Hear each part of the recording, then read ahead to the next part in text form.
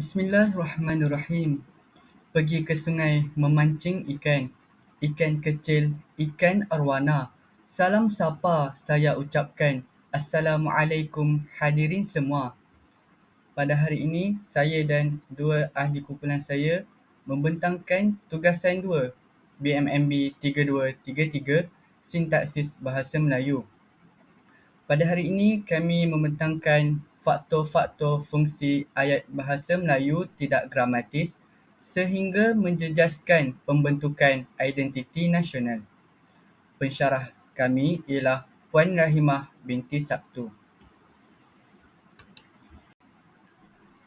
Baiklah, ini merupakan ahli kumpulan dari unit Bahasa Melayu 1 yang terdiri daripada saya sendiri, Amirul Haziq bin Zamzuri, dan dua orang rakan saya iaitu Ang Swee Khang dan Ahmad Fahmi bin Zainal Asri. Pada hari ini kami ingin mengupas 4 isi kandungan penting. Yang pertama iaitu pengenalan, yang kedua faktor-faktor fungsi ayat tidak gramatis, dan yang ketiga ialah kesan pembentukan identiti nasional, dan yang terakhir ialah cadangan penambahbaikan.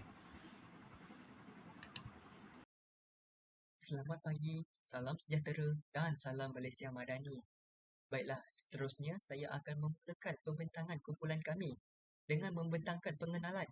Baiklah, sebelum saya mulakan pembentangan saya, izinkan saya untuk memperkenalkan diri saya terlebih dahulu. Nama diberi Ang Swee Khang. Nombor kad pengenalan 03 09 18 06 02 91. Nombor angka giliran saya 20 22 11 2 4 4 0 0 1 2. Baiklah, seterusnya izinkan saya untuk memulakan pembentangan saya. Baiklah, pengenalan. Bahasa Melayu merupakan bahasa kebangsaan Malaysia dan memainkan peranan penting dalam menyatukan masyarakat berbilang kaum. Ia menjadi lambang perpaduan dan simbol identiti nasional yang dikongsi oleh rakyat Malaysia tanpa mengira latar belakang etnik atau budaya. Bahasa yang betul dan gramatis bukan sahaja mencerminkan keindahan bahasa itu sendiri, tetapi juga menunjukkan kefahaman dan penghargaan terhadap warisan kebangsaan. Namun, dalam beberapa dekad kebelakangan ini, terdapat peningkatan penggunaan ayat yang tidak gramatis dalam komunikasi harian, terutamanya akibat pengaruh bahasa asing, logat dan perkembangan teknologi seperti media sosial yang kini sedang menguasai dunia seperti Instagram, Facebook, WhatsApp, Twitter dan sebagainya.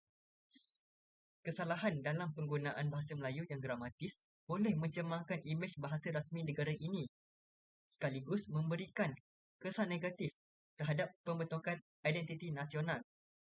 Ayat yang tidak gramatis bukan sahaja mengganggu kefahaman, tetapi boleh menurunkan tahap keseragaman dalam bahasa yang sepatutnya menyatukan rakyat Malaysia. Terima kasih Ang Swee Khang atas penerangan tentang pengenalan sebentar tadi. Baiklah, kita beralih kepada faktor-faktor fungsi bahasa Melayu tidak gramatis berserta kesannya terhadap pembentukan identiti nasional. Faktor yang pertama ialah penguasaan bahasa yang lemah. Menurut Nik Safiah Karim pada tahun 1981, beliau menerangkan bahawa punca kesalahan bahasa dalam kalangan pelajar berlaku kerana penguasaan sistem bahasa Melayu pelajar tersebut berada pada tahap yang kurang memuaskan. Pelajar berkenaan melakukan kesalahan bahasa kerana gangguan bahasa ibunda serta kekeliruan yang datang daripada kekurangan pengetahuan berkaitan nahu yang betul. Baiklah, beralih kepada contoh-contoh kesalahan bahasa yang sering berlaku dalam kalangan pelajar. Antara masalah yang dihadapi oleh pelajar yang dapat dikesan secara am ialah ayat majmuk, Nur Maizam binti Hamid 2002, pola-pola ayat, Awang bin Ismail 1998 dan struktur ayat bahasa Melayu, Zaharani Ahmad dan Fazal Mohamad 2010. Berdasarkan kajian dalam jurnal bertajuk Penguasaan Sintaksis Bahasa Melayu dalam kalangan pelajar sarjana muda bahasa dan linguistik Melayu di Universiti Putra Malaysia yang telah saya baca, terdapat beberapa kesalahan yang berlaku. Antaranya ialah kesalahan pola-pola ayat. Menurut Nik Safiah Karim, 2011, beliau menyatakan bahawa sesuatu binaan ayat bukan sekadar gabungan atau rentetan bentuk kata yang tidak tersusun, namun ada beberapa unit kecil yang menjadi rangkai kata yang seterusnya menjadi ayat yang sempurna dan gramatis. Ayat yang gramatis terdiri daripada 4 pola, iaitu yang pertama frasa nama, yang kedua frasa nama frasa kerja, yang ketiga frasa nama frasa adjektif dan yang terakhir ialah frasa nama dan frasa sendinama. Baiklah, menurut Ahmad pada tahun 2010, beliau turut mendapati bahawa kegagalan pelajar untuk memahami binaan frasa nama dan frasa kerja menyebabkan berlakunya kekeliruan dalam pembinaan ayat yang betul. Sebagai contoh, Akhia berasa malu untuk ke sekolah kerana gagal dalam peperiksaan. Pelajar tersebut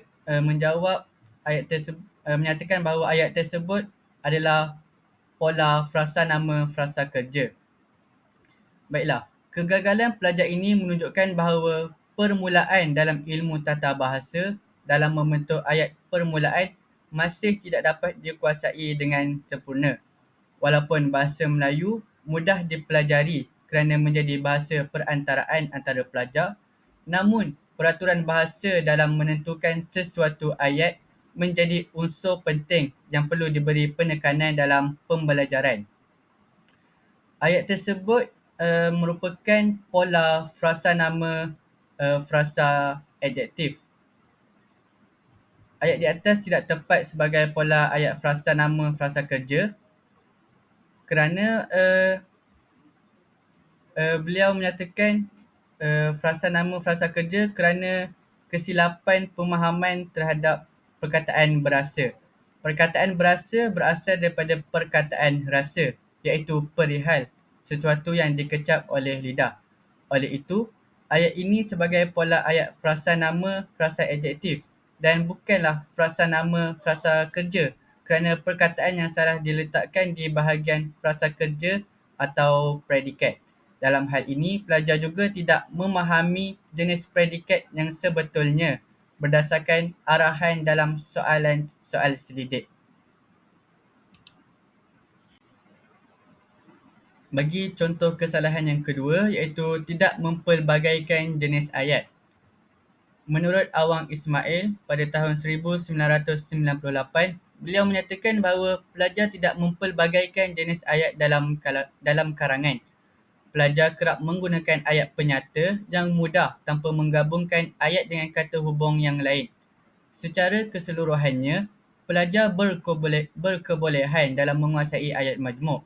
Namun, ada kesalahan yang dilakukan oleh sesetengah pelajar disebabkan oleh tidak menguasai makna perkataan. Oleh itu, kesalahan akan sering berlaku jika pelajar lemah dalam menggunakan perkataan pada ayat yang sesuai mengikut rumus-rumus yang ada. Sebagai contoh, Ahmad jatuh terlalu tinggi lalu patah tangannya. Ayat tersebut merupakan ayat yang salah dan ayat yang betul ialah Ahmad jatuh terlalu tinggi hingga patah tangannya. Berdasarkan ayat di atas, perkataan hingga adalah jawapan yang tepat kerana termasuk dalam ayat majmuk keterangan akibat. Ayat ini menerangkan kesan atau hasil perbuatan akibat daripada sesuatu perbuatan atau kejadian. Oleh itu, fungsi lalu tidak tepat dalam ayat. Perkataan lalu merupakan kata hubung yang faktanya berturutan dan tidak bertentangan fakta atau maksud. Sekiranya pelajar mampu untuk menguasai makna perkataan yang betul, ia boleh mengurangkan kesalahan yang dilakukan. Seterusnya, kesalahan bahasa yang sering berlaku dalam kalangan pelajar ialah kesalahan penggunaan subjek dan predikat. Kebanyakan masyarakat, terutamanya pelajar, masih tidak dapat menguasai tentang subjek dan predikat, menyebabkan banyak kesalahan yang berlaku. Hal ini kerana pelajar keliru membezakan ayat untuk memisahkan bahagian subjek dan predikat kerana masih ada pelajar yang kurang menguasai peraturan bahasa sehingga berlakunya kesalahan hukum sintaksis. Sebagai contoh ayat tersebut ialah semua orang mengetahui iaitu subjek bahawa tuduhan itu fitnah belaka. Ayat ini merupakan ayat yang salah kerana klausa semua orang tidak sempurna sebagai subjek kerana penambahan kata hubung komplemen bahawa yang bertugas sebagai predikat ayat telah memisahkan fungsi subjek dan predikat. Ayat semua orang mengetahui menjadi subjek kerana ia mewakili klausa tidak bebas dan memerlukan klausa lain untuk menyambung ayat menjadi lengkap. Manakala bahawa tuduhan itu fitnah belaka menjadi predikat untuk menyempurnakan ayat. Hal ini membuktikan bahawa penguasaan subjek dan predikat perlu dipertingkatkan lagi agar kefahaman dan konsep pelajar jelas untuk membina struktur ayat yang gramatis. Menurut Nik Safiah Karim pada tahun 2011 juga, beliau menyatakan klausa ialah satu unit rangkaian yang mengandungi subjek dan predikat yang menjadi konstituen kepada ayat. Baiklah, ketiga-tiga kesalahan tersebut memberi kesan terhadap pembentukan identiti nasional. Yang pertama, kemerosotan standard bahasa.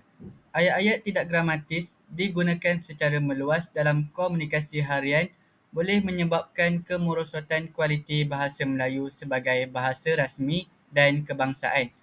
Bahasa memainkan peranan penting dalam pembentukan identiti nasional kerana ia merupakan alat utama komunikasi dan perwakilan budaya. Penggunaan bahasa yang tidak tepat boleh menjejaskan nilai dan kesucian bahasa tersebut. Beralih kepada kesan yang kedua iaitu pengabaian aspek kesenian dan kesusasteraan. Kesusasteraan Melayu sangat kaya dengan nilai budaya dan moral merupakan cara yang terbaik bagi melambangkan identiti kebangsaan. Jika pendidikan tidak menitikberatkan tentang pemahaman kesusasteraan Melayu dalam generasi muda, sukar untuk memahami serta menghargai nilai-nilai yang terkandung dalam pelbagai karya yang berkaitan. Faktor yang kedua ialah pengaruh kesilapan bahasa dalam iklan dan promosi.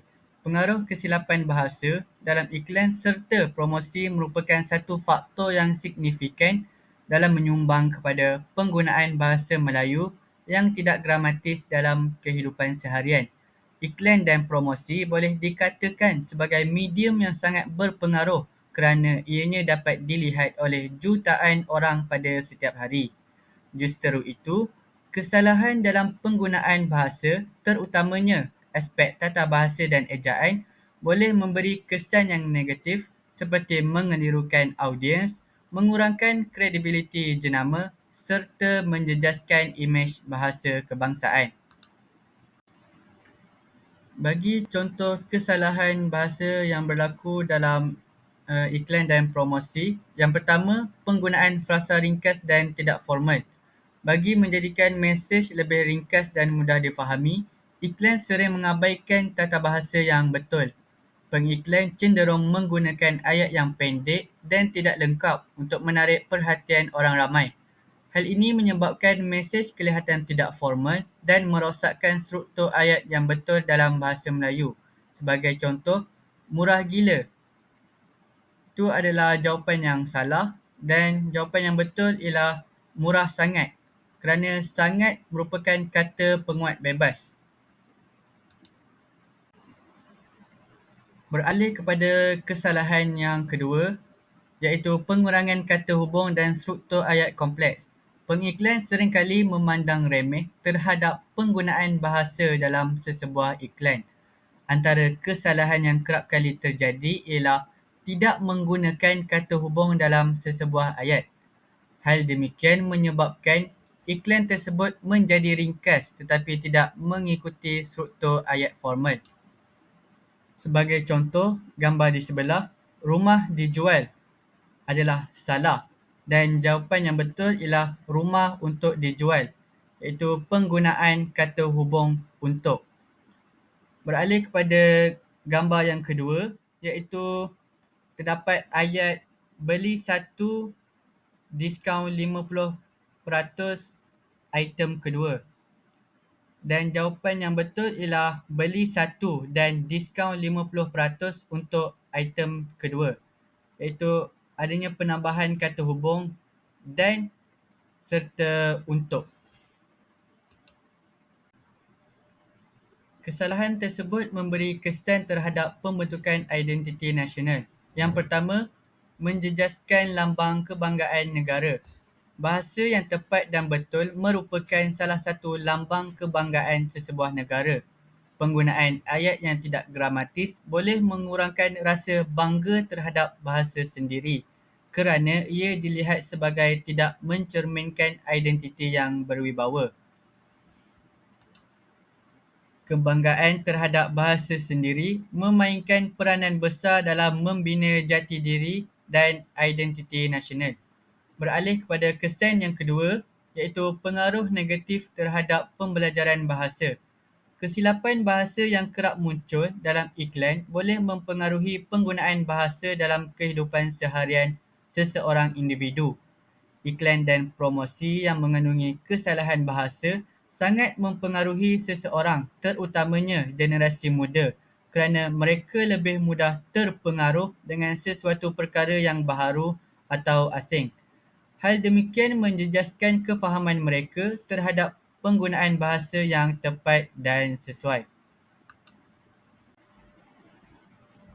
Seterusnya, cadangan penambahbaikan yang boleh dilakukan. Yang pertama, pemantapan pendidikan bahasa Melayu, iaitu melibatkan pengukuhan kurikulum bahasa di sekolah. Pendidikan bahasa Melayu perlu diperkukuhkan di peringkat awal pendidikan dengan penekanan lebih besar kepada tata bahasa dan struktur ayat yang betul. Guru-guru perlu mengajar peraturan tata bahasa dengan cara pengajaran yang interaktif agar pelajar lebih bersemangat untuk memahami dan mengaplikasikannya dalam penulisan serta pertuturan harian mereka. Beralih kepada cadangan penambahbaikan yang kedua, iaitu melaksanakan program kesedaran bahasa, iaitu kempen kesedaran bahasa. Kerajaan dan badan-badan bukan kerajaan boleh menganjurkan kempen bagi meningkatkan kesedaran tentang kepentingan penggunaan bahasa Melayu yang gramatis. Hal ini boleh dilakukan melalui media sosial, televisyen, radio dan sebagainya. Baiklah, sebelum saya mengakhiri pembentangan saya telah sertakan rujukan dan lampiran jurnal yang bertajuk Penguasaan Sintaksis Bahasa Melayu dalam kalangan pelajar sarjana muda Bahasa dan Linguistik Melayu di Universiti Putra Malaysia. Jadi, itu sahaja daripada saya. Sekian, terima kasih. Saya serahkan kepada rakan saya, Ahmad Fahmi bin Zainal Asri untuk menyambung sesi pembentangan. Terima kasih Saudara Aminul Haziq atas pembentangan yang telah dilakukan sebentar tadi. Saya Ahmad Fahmi Bazana Asri akan menyambung pembentangan mengenai faktor-faktor fungsi ayat bahasa Melayu tidak gramatis sehingga menjejaskan pembentukan identiti nasional. Faktor yang saya pilih iaitu pengaruh bahasa asing. Terlebih dahulu kita perlu mengenali latar belakang pengaruh bahasa asing di negara kita. Bahasa Melayu mula menerima pengaruh asing sejak zaman bahasa Melayu kuno dengan menerima pengaruh bahasa Sanskrit, diikuti bahasa Melayu klasik yang menerima bahasa Arab dan bahasa Melayu moden yang sekarang ini menerima bahasa Eropah. Bahasa Melayu mudah menerima bahasa asing disebabkan bahasa Melayu itu sendiri yang bersifat dinamik. Peminjaman ini secara langsung telah memperkaya kosakata bahasa Melayu. Di sini, pengaruh bahasa asing ini merupakan satu kebaikan untuk bahasa Melayu sebenarnya. Yang dapat membantu bahasa Melayu ni semakin berkembang dari segi kosakata, tata bahasa dan sebagainya. Jadi, pengaruh bahasa asing ni dapat memperluas kosakata bahasa Melayu dan dalam masa yang sama dapat menaik taraf bahasa Melayu itu sendiri. Baiklah, kita beralih kepada keburukan pengaruh bahasa asing. Pengaruh kuat bahasa asing, terutamanya bahasa Inggeris, dalam sistem pendidikan, media dan komunikasi sehari-hari boleh menyebabkan ayat-ayat dalam bahasa Melayu tidak mengikut struktur gramatis yang betul. Penggunaan struktur ayat atau perbendaharaan kata dari bahasa asing yang diserap ke dalam bahasa Melayu tanpa penyesuaian yang betul boleh menyebabkan penyimpangan daripada tata bahasa Melayu yang sebenar. Misalnya, kita dapat lihat di dalam media sosial sekarang ni, kebanyakan pengguna media sosial menggabungkan atau merojakkan bahasa Melayu dan bahasa Inggeris dalam satu ayat.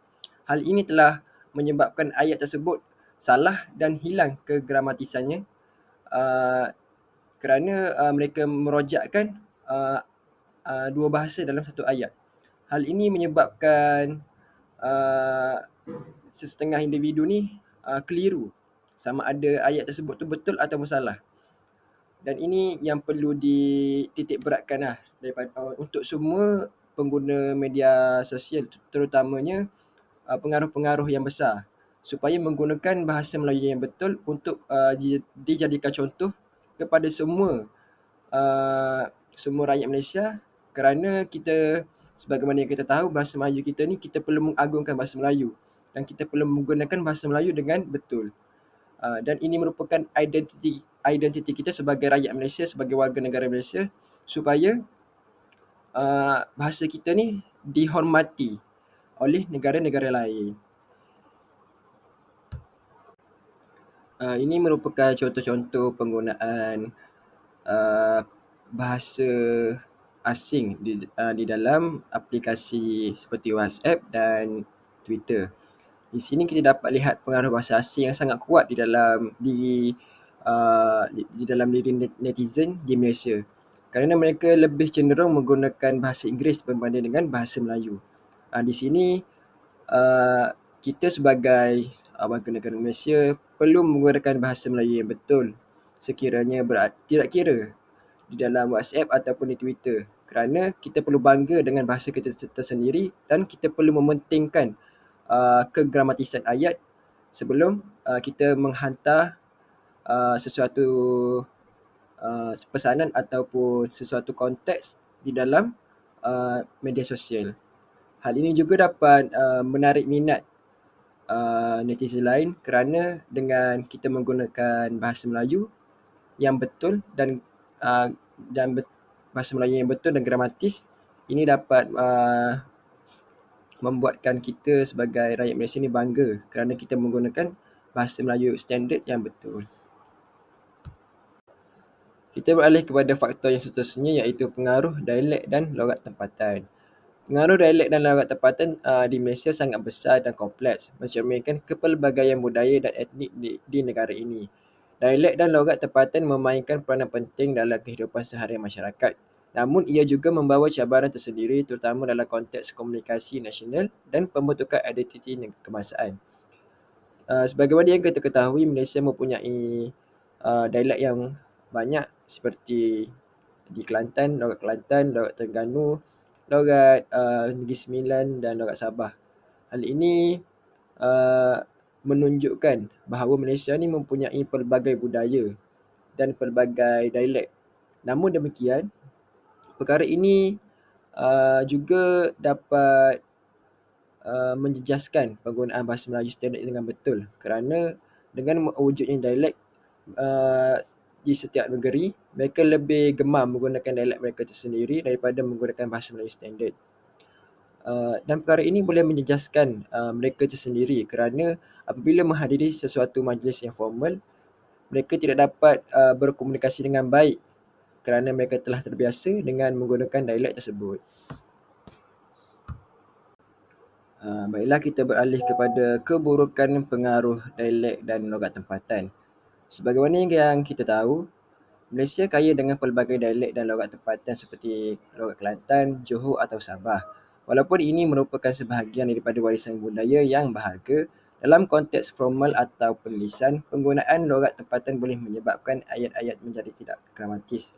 Jika murid tidak dapat membezakan antara bahasa standard dan logat, ini boleh menjejaskan penguasaan mereka terhadap bahasa Melayu standard yang penting dalam membentuk identiti kebahasaan yang seragam. Di sini kebanyakan murid dari negeri Kelantan, Terengganu, Sabah dan sebagainya sering menggunakan dialek mereka dalam perbualan seharian. Dan ini dapat menjejaskan mereka ketika ingin membina ayat kerana mereka tidak dapat membezakan antara dialek dan bahasa Melayu yang betul. Dan ini sering berlaku terutamanya kepada murid-murid sekolah rendah lah kerana mereka tidak terbiasa dengan bahasa Melayu standard.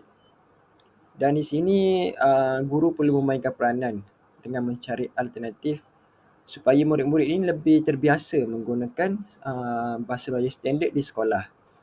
Dan sekiranya mereka dapat mengaplikasikannya ketika berada di dalam kelas, guru boleh memberi hadiah kerana ingin menyuntik semangat, menyuntik motivasi mereka supaya mereka lebih gemar menggunakan bahasa Melayu standard. Dan apabila mereka fasih dan dapat menggunakan bahasa Melayu standard dengan betul, dalam masa yang sama mereka juga dapat membuat ayat yang betul dan gramatis kerana mereka dapat membezakan antara dialek dan bahasa Melayu standard yang betul. Dan bukan guru saja yang perlu memainkan peranan, ibu bapa juga perlu memainkan peranan juga dengan menggalakkan anak-anak mereka menggunakan bahasa Melayu standard di rumah. Ini merupakan beberapa contoh penggunaan dialek ketika mereka menghantar sesuatu postingan di dalam media sosial. Kita sebagai rakyat Malaysia, kita perlu bangga dengan bahasa Melayu dan kita juga perlu menggunakan bahasa Melayu dengan betul. Tidak salah menggunakan dialek, tetapi langkah lebih baik kita menggunakan bahasa Melayu yang standard ketika kita ingin menghantar sesuatu gambar sebagai kenangan. Dan ini juga boleh membuatkan semua netizen faham tentang apa yang kita ingin sampaikan kerana tidak semua faham mengenai sesuatu dialek kerana mempunyai latar belakang keluarga yang berbeza dan datang daripada negeri yang berbeza. Baiklah, jadi kembali lagi bersama saya. Seterusnya, saya akan membentangkan isi saya iaitu pengaruh media sosial. Baiklah, apa itu pengaruh media sosial? Ianya merangkumi bahasa yang ringkas dan tidak formal. Media sosial seperti Twitter, WhatsApp dan Instagram memainkan peranan besar dalam cara bahasa digunakan pada masa kini. Disebabkan sifat media sosial yang memerlukan komunikasi yang cepat dan ringkas, pengguna sering menyingkatkan perkataan, mengabaikan tata bahasa dan menggunakan ayat yang tidak lengkap. Sebagai contoh, ungkapan seperti tengok filem sekarang ataupun singkatannya TGK, filem SKG menjadi kebiasaan dalam media sosial. Penggunaan bahasa yang tidak formal ini, walaupun sesuai dalam konteks tidak rasmi, memberi kesan buruk apabila ia mula meresap ke dalam komunikasi harian di luar media sosial. Baiklah, seterusnya saya akan beralih kepada pendapat tokoh. Tokoh pertama yang saya berikan ialah Dr. Awang Sarian. Seperti yang kita tahu, Dr. Awang Sarian ini merupakan pakar bahasa Melayu dan mantan Ketua Pengarah Dewan Bahasa dan Pustaka ataupun lebih mudah dikenali sebagai DBP. Dr. Awang Sarian sering menekankan tentang betapa pentingnya menjaga keindahan dan keaslian bahasa Melayu di tengah arus globalisasi dan perkembangan teknologi, termasuklah media sosial. Beliau pernah menyatakan bahasa Melayu sebagai bahasa kebangsaan dan bahasa perpaduan perlu dipelihara dengan baik walaupun dalam komunikasi yang bersifat tidak formal seperti di media sosial. Penggunaan bahasa rojak dan selangar dalam platform ini merosakkan keutuhan bahasa dan mempengaruhi generasi muda untuk tidak menghiraukan tata bahasa yang betul. Pendapat ini menyokong cadangan untuk melaksanakan kempen digital dan alat semakan tata bahasa di media sosial. Kerana tanpa panduan yang betul, penggunaan bahasa di media sosial boleh merosakkan keindahan dan ketepatan tata bahasa bahasa Melayu. Baiklah, seterusnya kita beralih kepada tokoh yang kedua, iaitu Datuk Dr. Syahrir Muhammad Zain yang merupakan ahli akademik dan ahli sains. Sebagai seorang ilmuwan, Datuk Dr. Syahrir sering berbicara mengenai pentingnya bahasa Melayu sebagai alat ilmu pengetahuan dan kemajuan masyarakat. Beliau pernah menyatakan, media sosial mempunyai potensi besar untuk memartabatkan bahasa Melayu. Namun, jika tidak digunakan dengan betul, ia juga boleh menjadi punca kerosakan bahasa. Kita perlu memastikan platform-platform ini digunakan untuk mengukuhkan budaya berbahasa yang betul, bukan sebagai ruang untuk pencemaran bahasa. Pandangan ini membuktikan bahawa media sosial boleh menjadi medium yang baik untuk mempromosikan bahasa Melayu yang gramatis, dengan syarat ia dikawal selia dan disokong dengan kempen digital serta alat bantu tata bahasa. Marilah kita beralih kepada kesan pengaruh media sosial. Penggunaan bahasa yang tidak formal dan tidak gramatis di media sosial memberi kesan negatif terhadap bagaimana bahasa Melayu difahami dan digunakan oleh generasi muda. Bahasa yang ringkas dan penuh singkatan ini merendahkan mutu bahasa, menjadikannya lebih sukar untuk digunakan dengan tepat dalam konteks formal. Kesannya terhadap identiti nasional amat serius kerana bahasa kebangsaan dilihat semakin kehilangan formaliti dan keindahan yang sepatutnya menjadi kebanggaan negara. Apabila bahasa rasmi negara tidak dihormati dan digunakan dengan betul, ia melemahkan peranan bahasa itu sebagai simbol perpaduan dan kekuatan negara kita. Baiklah, seterusnya kita beralih kepada contoh. Baiklah, berdasarkan contoh yang telah saya berikan, terdapat banyak kesalahan dan juga bahasa rojak di dalam contoh-contoh tersebut. Seperti yang pertama, aku target sebelum aku pergi latihan, panas lit-lit, aku nak pergi fikir tempat sejuk dulu. Kita boleh nampak digunakan singkatan P dan bukannya pergi, manakala menggunakan bahasa panas lit-lit yang tidak ada dalam kamus, dan juga penggunaan bahasa rojak seperti vacay yang bermaksud pergi bercuti di dalam bahasa Melayu. Dan seterusnya, kuatnya angin, rasa macam duk kat patah duk rasa. Yang ketiga, kaki rasa macam nak luruh hari ni. Dan yang akhir sekali, jom makan tengah hari. Baiklah, isi terakhir bagi pengaruh media sosial ialah cadangan penambahbaikan.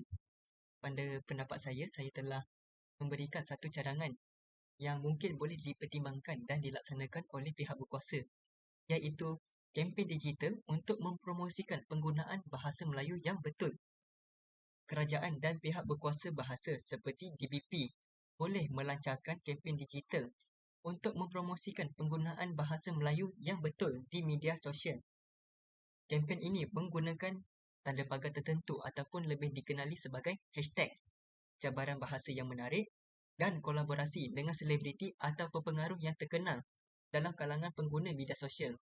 Pepengaruh ni lebih dikenali sebagai influencer di kalangan anak-anak muda. Selain itu, poster dan infografik yang mengajarkan tata bahasa yang betul boleh disebarkan melalui platform seperti Instagram, Facebook dan TikTok untuk mencapai lebih ramai penonton, terutamanya golongan anak-anak muda. Pada pendapat saya, kempen ini akan menggalakkan penggunaan bahasa Melayu yang gramatis dalam persekitaran media sosial yang santai dan tidak formal. Apabila lebih ramai pengguna mula menggunakan bahasa yang betul dalam kiriman mereka, ia akan menjadi sebuah trend yang baik. Seterusnya, memperbaiki cara masyarakat berbahasa. Ini akan membantu mengurangkan penggunaan bahasa rojak dan logat yang boleh menjejaskan keindahan dan tata bahasa Melayu, sekaligus menyumbang kepada pembentukan identiti nasional yang kukuh melalui penggunaan bahasa yang seragam. Seterusnya, kita beralih kepada isi yang keenam, iaitu kurang kesedaran terhadap kepentingan tata bahasa. Baiklah, ini bermaksud tahap kesedaran dalam kalangan penutur berada pada tahap yang sangat rendah. terdapat kecenderungan dalam kalangan penutur bahasa Melayu untuk menganggap bahawa tata bahasa bukanlah aspek penting dalam komunikasi harian. Sikap ini seringkali timbul kerana bahasa dilihat sebagai alat komunikasi yang fleksibel, di mana yang penting adalah penyampaian mesej, bukan ketepatan tata bahasa. Kurangnya kesedaran terhadap kepentingan tata bahasa yang betul menjadikan penutur tidak mempedulikan kesilapan tata bahasa dalam komunikasi seharian mereka, baik secara lisan maupun tulisan. Kita beralih pula kepada pendapat tokoh. Baiklah, tokoh yang pertama ialah sasterawan negara, iaitu A. Samad Said. A. Samad Said sangat menekankan tentang kepentingan memelihara bahasa melalui penguasaan tata bahasa. Beliau pernah berkata, tata bahasa adalah tulang belakang kepada bahasa yang indah. Tanpa penguasaan tata bahasa yang baik, kita kehilangan keupayaan untuk mengekspresikan diri dengan tepat. Bahasa yang tidak gramatis bukan sahaja mengurangkan keindahan bahasa, malah menjejaskan identiti kita sebagai bangsa yang berbahasa. Pendapat beliau menyokong program pendidikan tata bahasa dan penggunaan tata bahasa yang tepat dalam kehidupan seharian. Kerana tanpa tata bahasa yang betul, bahasa Melayu akan kehilangan keupayaan untuk menjadi alat komunikasi yang berkesan. Beralih kepada pendapat tokoh yang kedua pula, iaitu Profesor Emeritus Dr. Abdullah Hassan yang merupakan pakar linguistik bahasa Melayu. Sebagai seorang pakar dalam linguistik, Dr. Abdullah Hassan sering menekankan betapa pentingnya tata bahasa yang betul dalam pembelajaran bahasa. Beliau pernah menyatakan, tata bahasa adalah komponen penting dalam pembelajaran bahasa yang sering diabaikan. Kekurangan penekanan terhadap tata bahasa dalam sistem pendidikan atau kehidupan harian akan mengakibatkan kesalahan bahasa yang berleluasa. Seterusnya, menjejaskan keindahan dan fungsi bahasa Melayu.